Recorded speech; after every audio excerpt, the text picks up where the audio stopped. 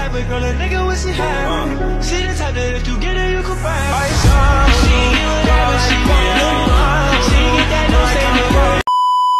So yun na nga guys, gagayahin na natin yun. Ano ba gagawin natin dyan? Siyempre gagayahin ko yung gaya ko. Nandito na nga tayo sa bilyaran. Kukuha ko ng bote. Tapos andito pa nga si Orange. So yun na nga, pagdating natin ng bahay, hugasan na natin yan. Ngayon na nga, pagkatapos natin hugasan yung bote, magkuha na ako ng kandila. Ngayon magkakandila nga tayo guys kasi magsisindi tayo. Uy, maling ibang sindi to ha, hindi to kung ano naiisip nyo. So yun na nga, suwabe. Suwabe, samahang suwabe. Ganda mga alagang puso. Sinag ko na yung rep namin kung anong maghanap ng alambre. At ito nga, may nakita na akong isang alambre mga par. Kunin na natin mo. Pahiram lang naman eh. Di ko naman po nanakawin eh. Pa-shoutout sa lolo ko. Pahiram muna ng alambre mo, lolo taka. Ngayon may nakita pa akong tirador dyan. Pwede natin gamitin yan sa ibang vlogs at pumatay ng ibon. Charot lang, masama yun.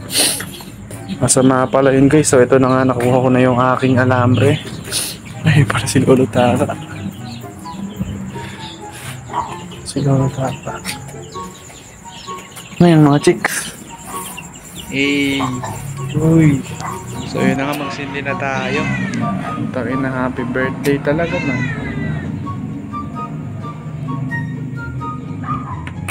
Happy birthday malala talaga mga pa. Ayun na nga guys, binutas-butas ko na yung bote na yan para may lulusot ay tubig. Ayun na putik, mukha talaga nagsisindi eh, no? So ayun, butasan na natin yan guys. Time-slap ko na nga rin pala yan guys para di na kayo mainip. Ayan, butas-butas lang muna guys. Ito yun na, gumaganon pa eh, no? Mga burat. So yun na nga, natapos ko ng butasan lahat yan guys. Pwede nang lagyan ng tubig yan. Kaya patay na natin kandila, baka makasunog pa. So yun na nga guys, ayan, nabutasan na natin. Oh, maganda kaya ang ano nito. Ayan, lagyan na natin ng tubig yan. So yun na nga, ready na guys. Pipisilin na lang natin. Yun na nga guys, let's go na. Baby, don't like that.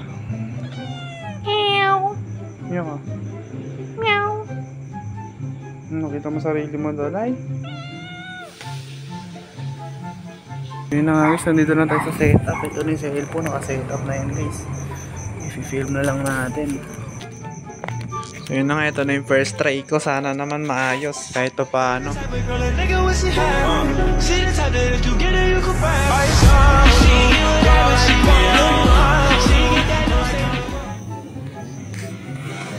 Eto, second try guys.